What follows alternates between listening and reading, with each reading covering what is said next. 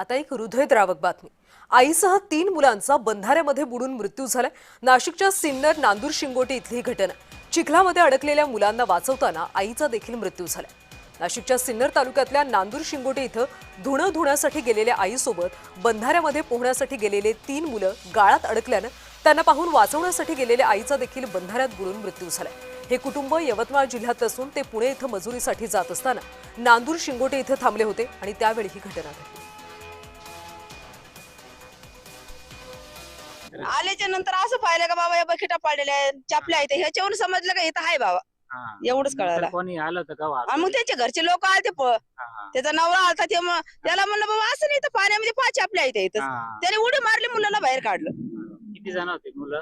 3 मुलं आणि एक आई। आई होते का? लहान होते मुलं? आणि एक मोठे मोठे होते ना, हा का? आणि एक होतं म्हणून 6वीला, एक होतं 4थीला आणि एक होतं म्हणून 1लीला।